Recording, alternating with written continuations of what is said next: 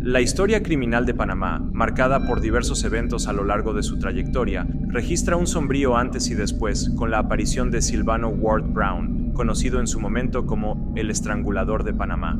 Este individuo se distingue por ser el primer asesino en serie documentado en la historia del país, responsable de la muerte de 3 mujeres entre 1959 y 1973.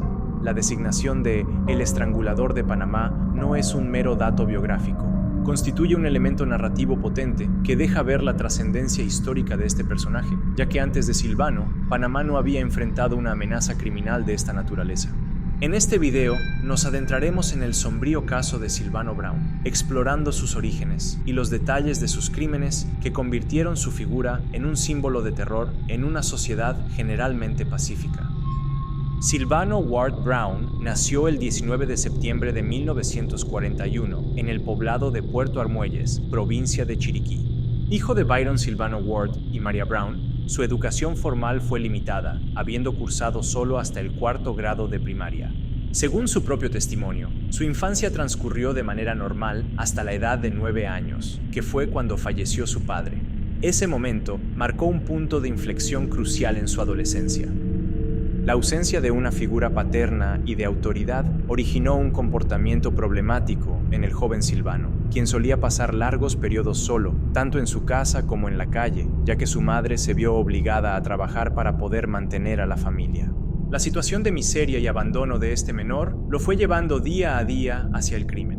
En mayo de 1954, con tan solo 12 años de edad, fue arrestado al ser sorprendido robando en un comisariato de la ciudad de Panamá. Estuvo detenido unos 3 meses en el Tribunal Tutelar de Menores, pero lastimosamente no sería su primera vez en este sitio. Varias veces fue detenido en el mencionado tutelar por hurto y mala conducta. Un fiscal de la época llegó a manifestar que Silvano había hecho del hurto una profesión y que su mal vivir era el producto de un hogar destrozado, sin padre y sin el debido control. Su vida tomó un giro sin retorno el 22 de agosto de 1959, cuando a los 17 años cometió su primer asesinato. Esa noche, Silvano había asistido a un baile de música típica en el sector de San Francisco y tomó la decisión de robar en una vivienda del barrio Altos del Golf. Se introdujo por la parte trasera de la casa, donde se encontró con la empleada doméstica Paula Caballero, de 26 años. La muchacha, al verlo escondido en medio de unas plantas, lo tomó por el cuello y forcejeó con él, lo que resultó en una herida de arma blanca que le causó la muerte. Preso del pánico, Silvano huyó a toda prisa en medio de la oscuridad, pero fue capturado a los pocos días. Su arresto se produjo después de que un amigo, a quien le había confesado el crimen, decidiera informar a la policía que Silvano era el asesino de Paula Caballero. Fue sentenciado a cumplir una condena de 12 años en la isla de Coiba, de los cuales terminó cumpliendo 10, quedando en libertad en diciembre de 1969. En el tiempo que estuvo en prisión, fue examinado por el doctor José Khaled, un psiquiatra médico forense. De manera inquietante, el doctor Khaled llegó a predecir que, una vez liberado, era muy probable que Silvano volviera a matar. Tras quedar en libertad, no pasó mucho tiempo para volver a las andanzas del hurto. Se sabe que en marzo de 1970 fue sobreseído de manera provisional de un caso de robo de prendas. Permaneció bajo el radar durante unos cuantos años, pero sus compulsiones psicopáticas se manifestaron de manera más explícita y letal en 1973, con 2 crímenes que revelaron un patrón escalado de violencia y un modus operandi más definido. La noche del 7 de junio de 1973, tras finalizar su turno de trabajo en Colón, Silvano se dirigió hacia la ciudad de Panamá, llegando a eso de las 1:30 de la madrugada del día 8. Mientras manejaba por la avenida central en dirección a la avenida de los Mártires, avistó a Dalila Gaitán Troya, una trabajadora sexual de 22 años. Decidió abordarla y después de acordar el encuentro, la trasladó hasta una casa de citas ubicada en la vía transístmica, donde le pagó por adelantado $15 por sus servicios. Sin embargo, experimentó problemas de erección. Dalila quería terminar rápido, y cuando se lo hizo saber a Silvano, él se molestó mucho. Exigió la devolución del dinero, argumentando que no debía pagar solo por verla en ropa interior, a lo que ella se negó y lo abofeteó. Esto desató la furia de Silvano, quien, en un arrebato de ira, la golpeó y acabó con su vida usando el suéter de ella. Después del asesinato, procuró lo mejor posible para limpiar la escena del crimen. Se vistió apresuradamente y colocó el cuerpo de Dalila en la parte trasera de su carro. Arrojó la cartera y los zapatos de la prostituta en un puente cercano al lugar de los hechos. Finalmente, Silvano condujo hasta la carretera que conduce al templo Bahá'í en el distrito de San Miguelito, donde abandonó el cuerpo desnudo de Dalila entre unos matorrales. El cadáver fue descubierto alrededor de las 3 de la madrugada por una pareja que pasaba por el lugar, quienes inmediatamente dieron aviso a la policía. Apenas una semana después del asesinato de Dalila Gaitán Troya, Silvano se encontró con otra trabajadora sexual, la colombiana Rosa María Gómez, de 23 años. La condujo a la misma casa de citas donde había perpetrado el crimen anterior y en una repetición perturbadora de los hechos previos, volvió a experimentar disfunción eréctil durante el encuentro. La colombiana decidió darle una segunda oportunidad. Una vez más, Silvano experimentó problemas de impotencia y Gómez no pudo evitar burlarse de la penosa situación. En respuesta, este la golpeó y usó un cinturón que ella llevaba para quitarle la vida. De manera similar al crimen anterior, desnudó el cuerpo para evitar su identificación y lo abandonó en una zona boscosa cerca de la carretera que conecta Chilibre con la Transísmica, no muy lejos de la antigua zona del canal. Su cuerpo fue encontrado el 19 de junio.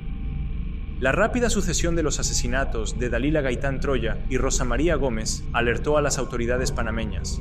El Departamento Nacional de Investigaciones, el DENI, bajo la dirección de Darío Arosemena, conectó rápidamente a ambos crímenes debido a sus circunstancias notablemente similares y al modus operandi recurrente. La evidencia que incriminaría definitivamente a Silvano apareció apenas 10 días después del asesinato de Gómez. Este fue detenido por las autoridades después de encontrarse parte del cinturón de la colombiana en la parte trasera del vehículo.